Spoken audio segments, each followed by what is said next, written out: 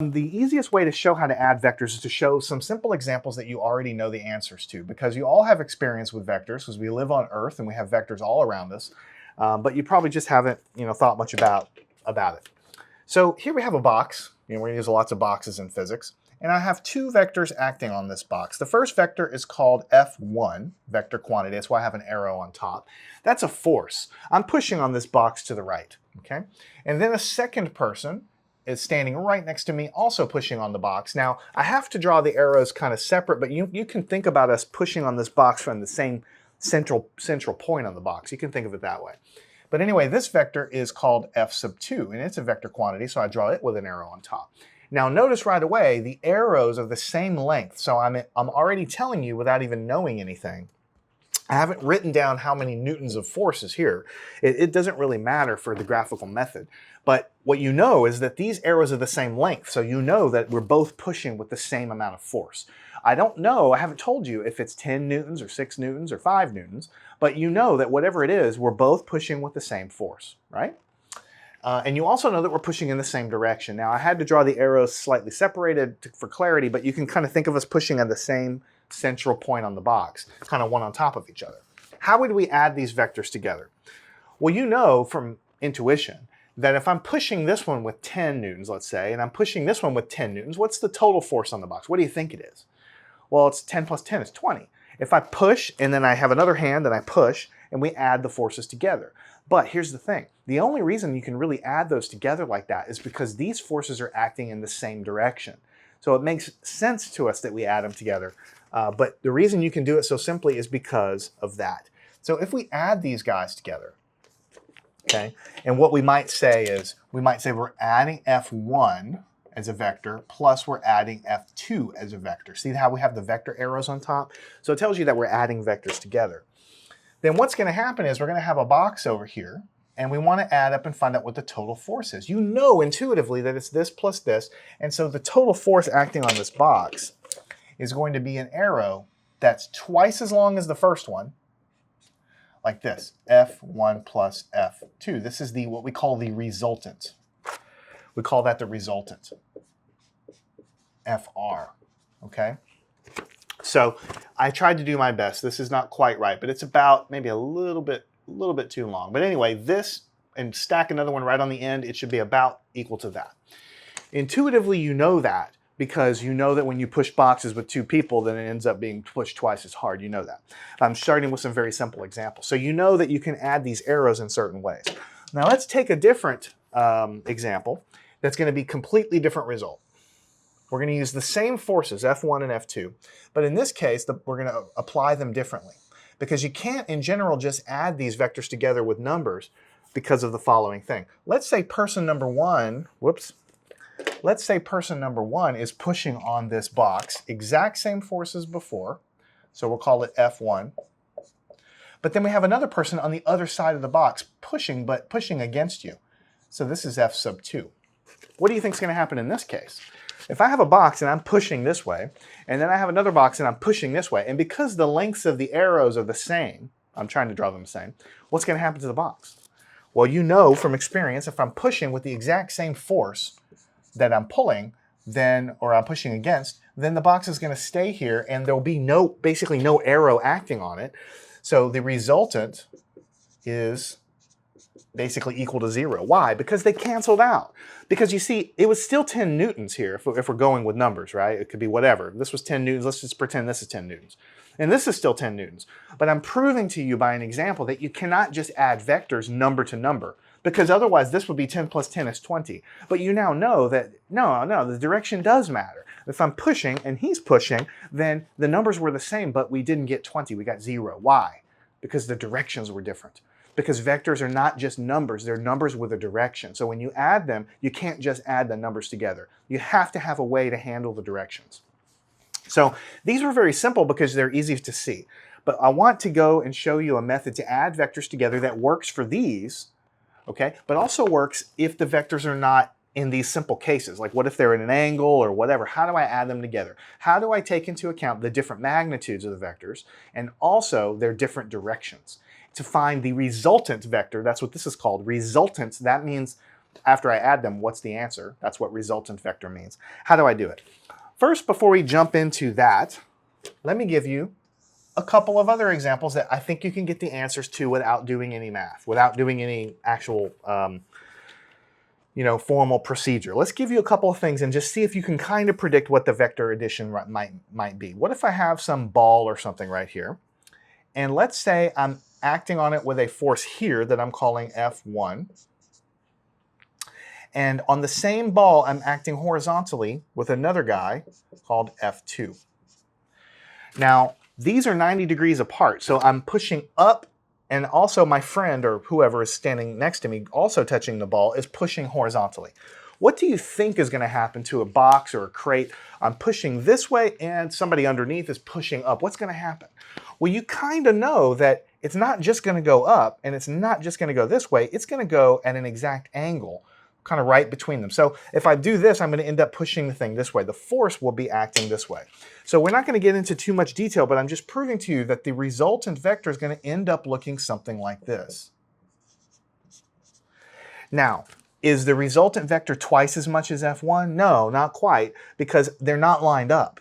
But it is bigger than F1 and it is bigger than F2. Mostly don't worry so much about that. I mostly want you to realize that the direction of force is splitting the difference 45 degrees between them because these are exactly the same, but they're 90 degrees apart. So the resultant would look something like this.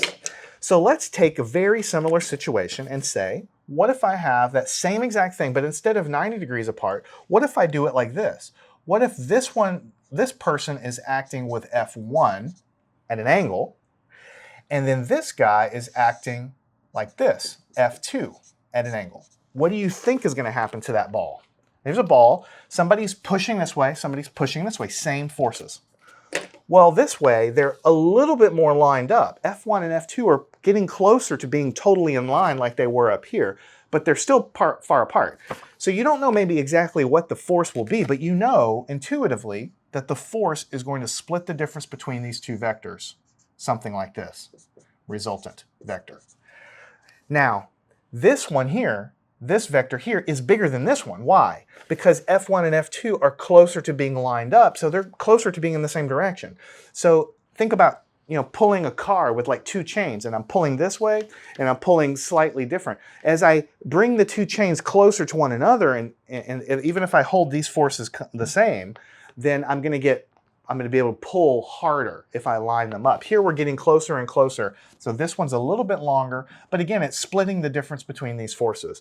Now let's take the extreme case. Let's say that I have this ball, and I act this way with it. Same force, actually I'm trying to draw the same force. Sometimes I'm getting a little sloppy. And then here, very, very, very close to that guy, I have another force right here. So this is F1, and underneath it is F2. But notice how incredibly close together they are. What is going to happen? It's going to split the difference between them just like it did before, but these vectors are almost completely lined up. So this guy is going to be really close to 2 times the value. This is the resultant vector. So maybe this one was a little bit too long. I'm not sure. I'm not doing the actual math, and I'm not trying to be too rigorous about it. What I'm trying to show you is when they're 90 degrees apart, it splits the difference in the angle, but since they're being pulled so differently, it's not so long. As you line up the vectors a little bit more, it goes, again, splitting the difference between them, but it's a little bit longer. And if you get them incredibly close together, again, you split the difference between the vectors, but it's even longer. Of course, if you make them all the way to the exact same direction, then it's just adding them together straight away, just like we did in the first problem. Okay? So you already have a really good idea of what vector addition is. So think about this in your mind, that it's not hard and it's not complicated. So what we're going to do now is I'm going to show you how to add vectors together when it's not quite so, like I set this up to be very obvious what happens, but now I'm going to give you random vectors pointed all weird directions.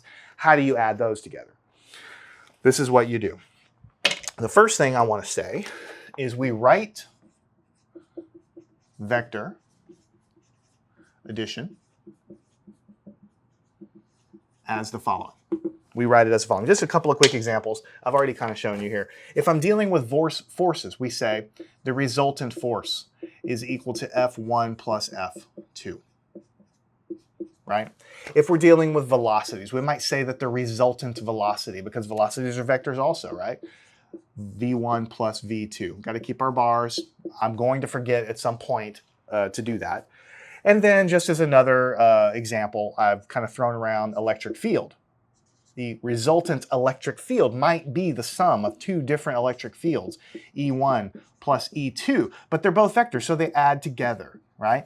But in all of these cases, whether it's force, velocity, electric field, or any of the other vectors I told you about, magnetic field, I can go on and on and on with other vectors. Velocity vector, I guess we already talked about velocity. Acceleration vectors, and there's many, many other ones, right? Most quantities in nature actually are vector quantities.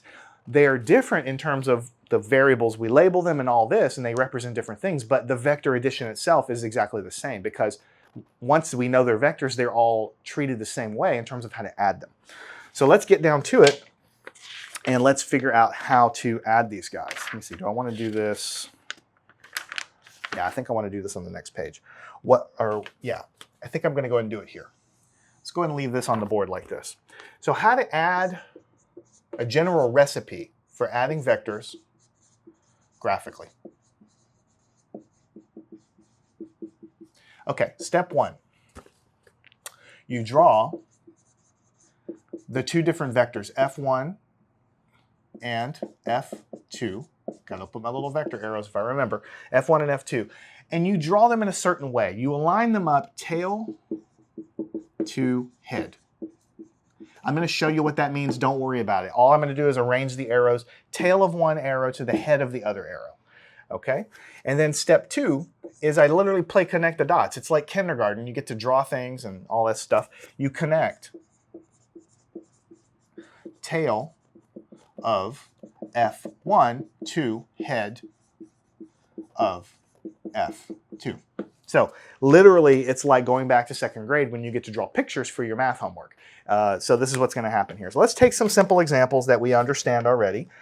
We're going to take, specifically, we're going to take one really similar to this. I showed you that this made sense intuitively, but let's use our recipe to add vectors graphically, and you'll see how it's done.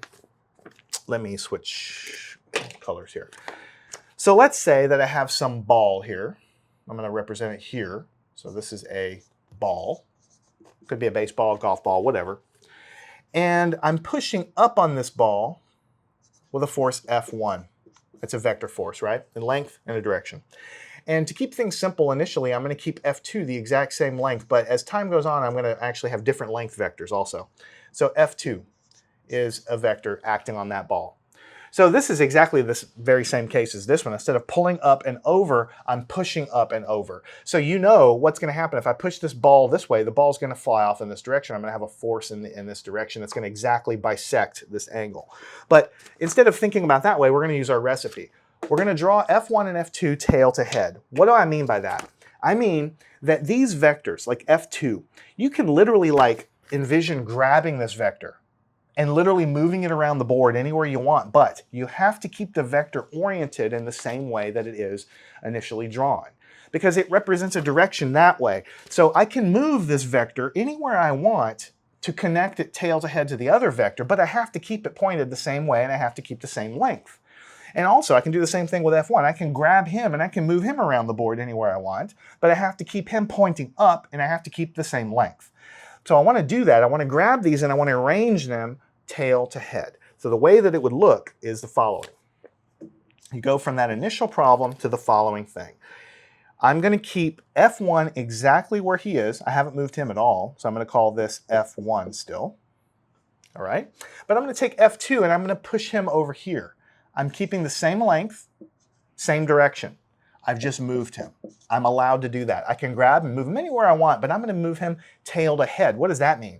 This is this is the tail of this vector is the head of the other vector. So I guess I should talk about heads and tails, right? The head of the vector is the arrow part. The tail of the vector is the other part. It doesn't really matter. What you really want is you want to align the vectors up. So you have the arrowhead of one of them touching the tail or the rear end of the other one. And later on, when we have 3 and 4 and 5 vectors we're adding together, you're going to connect them all in this chain kind of thing. But here's the rule. You have to use the same orientation of the original vector. See, this one's connected, the head of this one to the tail of the other one. All right, and then what's going to happen, I'm going to, just for clarity, I'm going to draw it a third time. You don't have to do this on your paper, but this guy is what we called F1. This guy is what we called F2. Now the third part is we connect the tail of F1 to the head of F2. This is the tail of F1, head of F2. So what's going to happen is you literally go over here and you connect the dots from the tail of this one to the head of this one. You draw it and you call this FR. This is the resultant vector. This is the sum of those two. Let's see if it makes sense. We're saying that we add these vectors and what we get is a vector pointed that way with this strength. The length of the arrow represents how strong it is, the magnitude of it, right? We're saying it's this big, it's bigger than F2, it's bigger than F1 because it's longer, but it's not pointed in that direction at all. It's pointed 45 degrees. That makes total sense. We said that it should be, notice if you take this guy and you mentally move it here, that's exactly what we think should happen, which is exactly what we said would happen in the first case. But this is a recipe that works for any vectors. See here, I chose them like this, but we're going to choose them in all kinds of crazy directions in a second, and the same recipe applies. So let's go and do it one more time. Let's go and say, yeah, I think I have room here to kind of keep going. Let us do it the exact same way. Let me give you the problem statement. So here is, we'll do a little line here to separate everything. So here's a ball. That's a ball, okay? And here we're going to call this F sub 2, same length as before, okay? But F1, we're going to keep it oriented the same way. However, we're going to make F1 shorter. F1 is now going to look like this. So what do you think is going to happen? Well, obviously I'm pushing it this way and I'm pushing it this way, so it is going to be a mixture of those two. However, F1 is not the same as F2, so mostly the ball should go to the right. It is going to go up some, but mostly it should go to the right. That should dominate this addition here. Let's see what happens. So we go over here and we redraw everything. However, we're going to take and move things around tail to head.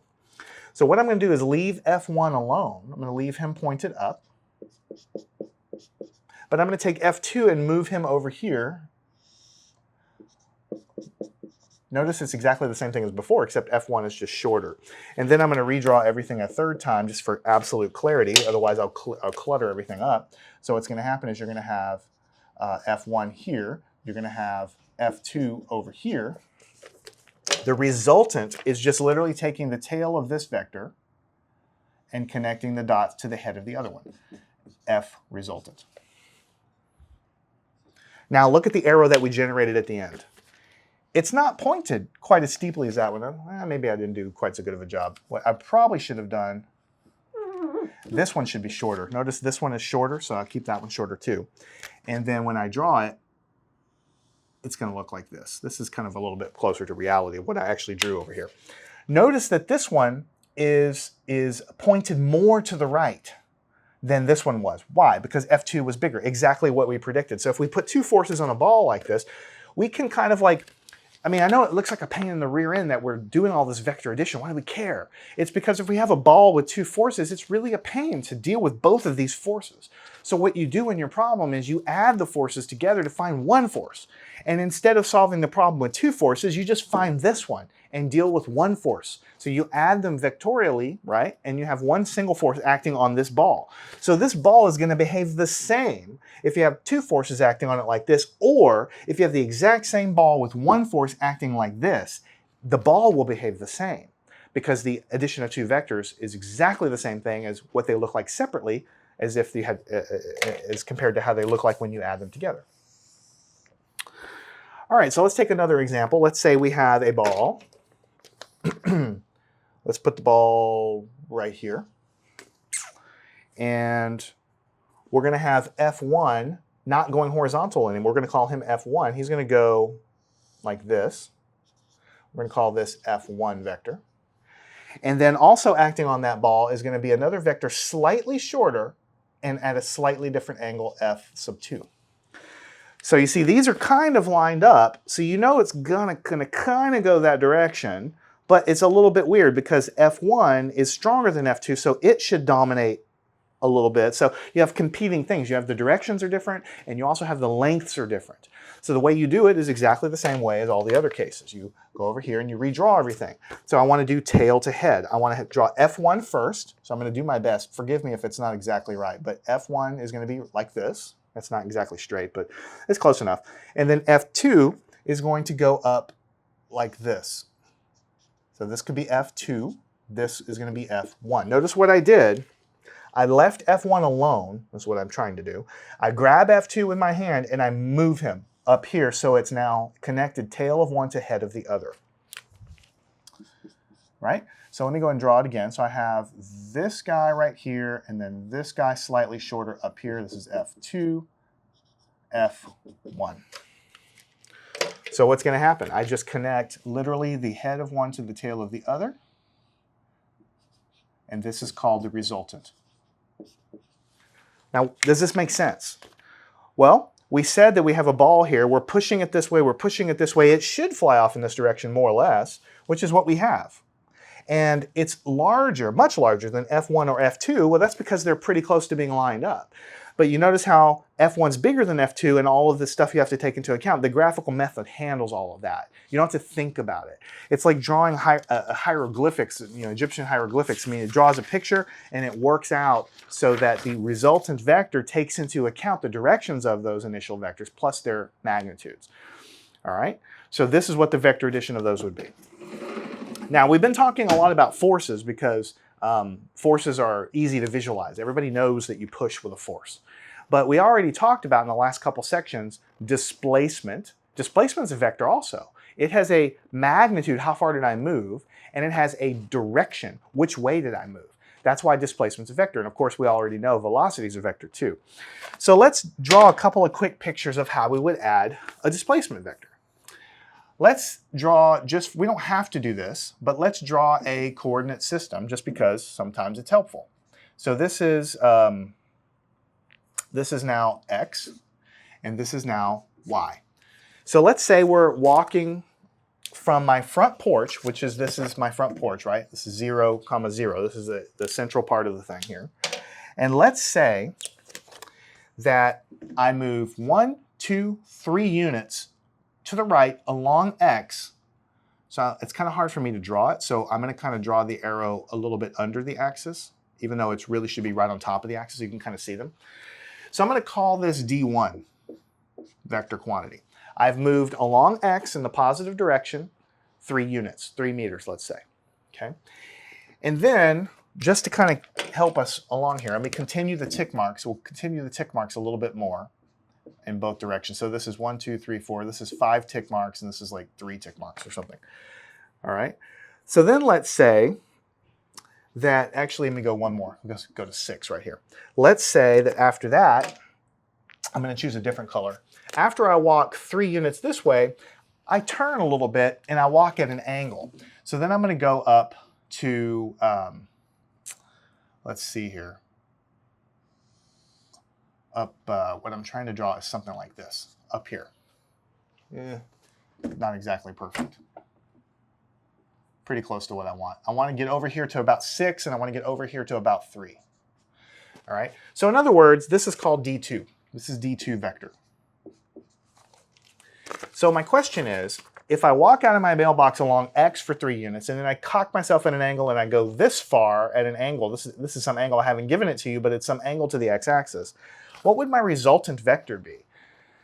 The resultant vector is going to be kind of the sum of those distances, but obviously those distances are not lined up, so it's a vector sum. I have to take into account the angles involved and the distances traveled, so that I want to know the resultant from my front porch, how far would it take if I were to walk in a straight line to the final destination? Because here I went out of my way. I went this way and then I went this way, but the resultant would be from A to B, start to finish, as if I would have taken a second trip going in a straight line. How do I add those things vectorially? So you do the same thing as we did before. To add them vectorially, you put them tail to head. Now they're already actually arranged tail to head because it's 2 trips like this. So what you say is well, D1 is represented by this, and D2, see if I can draw it right, is represented like this. So what is the resultant of this? Well, they're already arranged head to tail, so then I just start at the beginning of T1 up to T2. Forgive me, I'm trying to connect it over here. And this is what we call the resultant vector. All right, so I walk along D1, walk along D2. That's one trip. I arrive at my destination. And then my question is, what is the total displacement, the resultant displacement, start to finish? I add them vectorially, and that's represented by dr. So before we were talking about forces, adding forces, you can add displacements, and the resultant you get is going to represent the entire trip.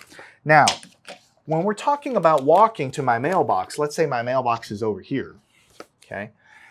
The resultant vector does not depend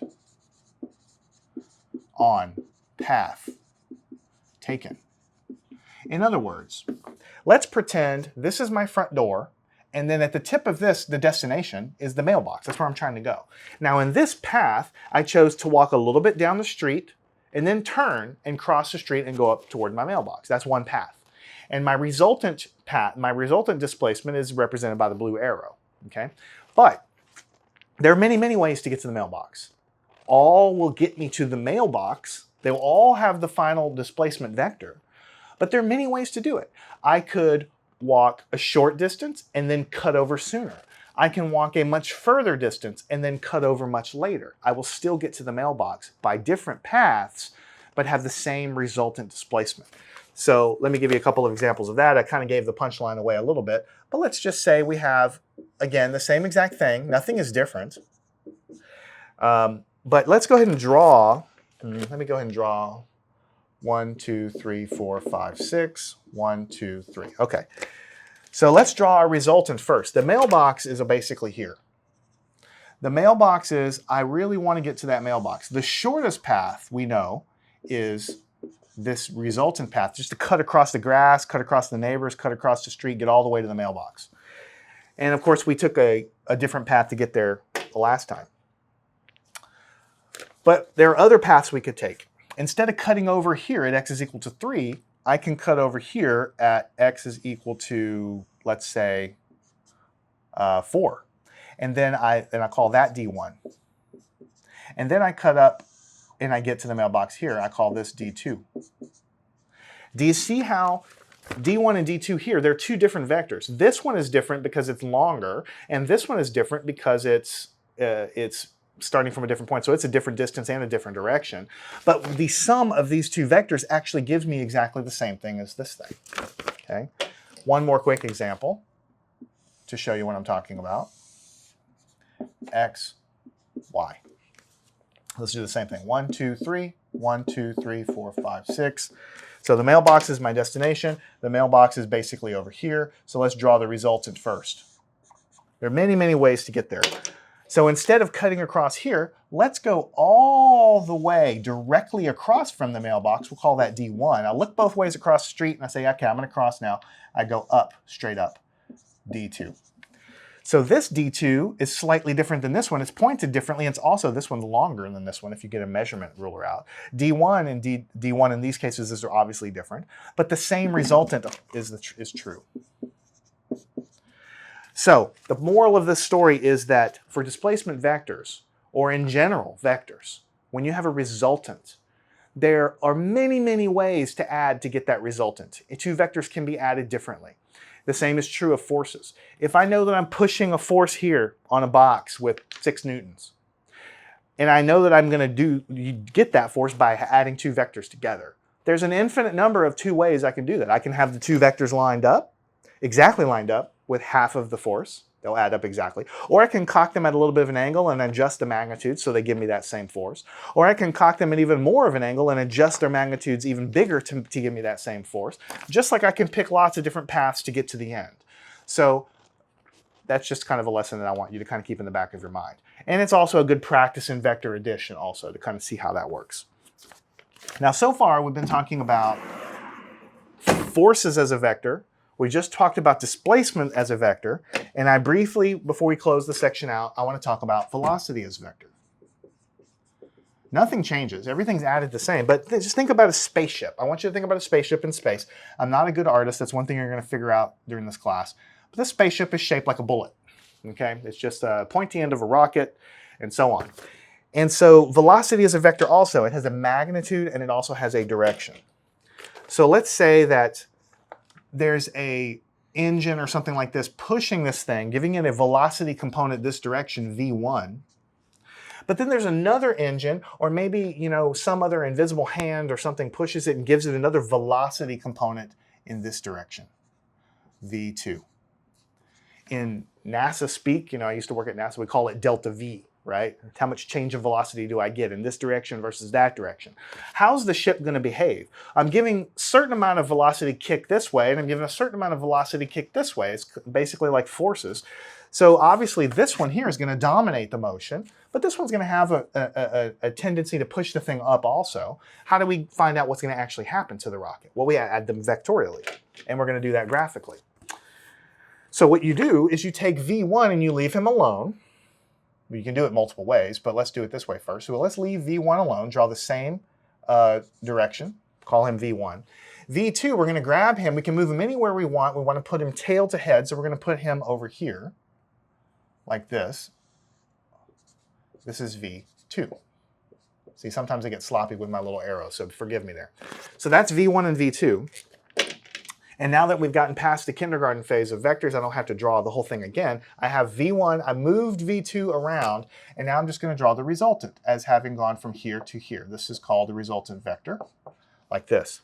Does this make sense? If I have a rocket, push this way with a big force and push, well, I shouldn't say it that way, with a velocity kick that way and a velocity delta v that way, pushing that way, does it make sense? Well, we're saying the rocket's going to go up at an angle, but mostly it's going to go to the right, which makes sense because it's mostly going to the right, but this is going to cause it to, this is going to reduce a little bit of this velocity motion. That's why the arrow is a little shorter, and it's going to end up trying to push it a little bit up, which is why the thing is angled up. This, I think you can convince yourself, makes sense for that situation. So the final velocity that you get is going to be an arrow, let's switch colors. The final velocity you get is going to be an arrow that's going to be something like this.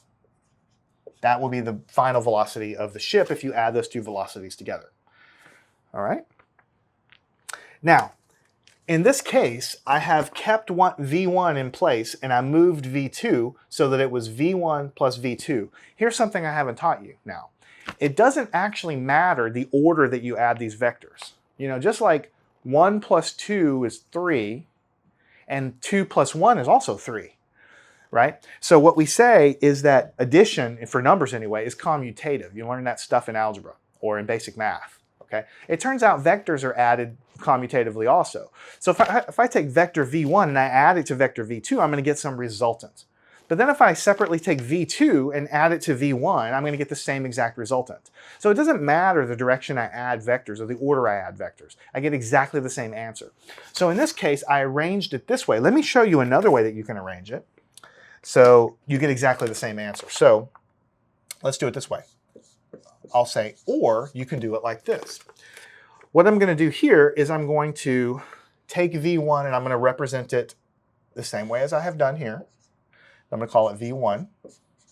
But here, instead of taking v2 and putting it over here tail to head, I'm going to take v2 and I'm going to move him over here. So instead of being on the right-hand side tail to head, I'm going to move him over here. v2. Notice it's still tail to head.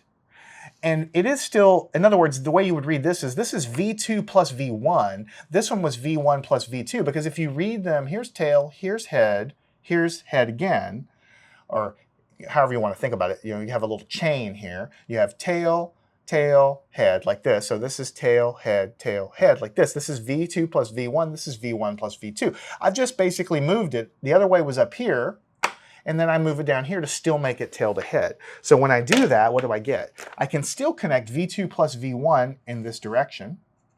That's going to be the resultant vector. And let's compare them. That's going to give you essentially,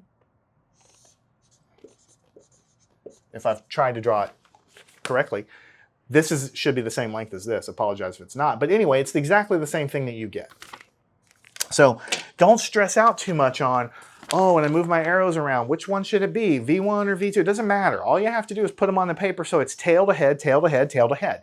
And then you find that open tail, the first one you had, and you connect it to the final head of the other guy, and you'll always get the correct resultant vector no matter how you've arranged everything. Because in the next section, I'm going to give you 3 and 4 vectors to add together, and you don't have to stress out about which way to do it. You just arrange them tail to head like a little chain or train, and then you connect them. So what this means is V1 vector plus V2 vector is exactly the same thing as V2 vector plus V1 vector. This is called commutative. It's the same as 1 plus 2 is equal to 2 plus 1, and that result holds for vectors also. So here we've introduced the concept of vector addition, graphical vector addition. You can see that it's a powerful tool, but you can also see that you can't really solve physics problems with all of these pretty drawings. I mean, it would just get so cumbersome. So what we're going to do in the next lesson is I'm going to show you how to add 3 vectors or more graphically. It's the same sort of thing. We're just going to get a couple of practice doing it. But then what we're going to do is we're going to start showing you how to do the same addition without drawing all the arrows. I'm going to show you how to break a vector into chunks and add the chunks together so that you're dealing with numbers instead of these arrows. So this is very good to visualize what's happening, but just keep in mind as we do our problems, we're not going to be drawing a lot of arrows like this. You'll draw some, but you won't be doing it like this over and over and over again. We'll draw an initial picture to find out what's going on, and then we'll show how to do the calculations to go forward. So follow me on the next section, and we will learn how to add 3 or more vectors graphically. Learn anything at mathandscience.com.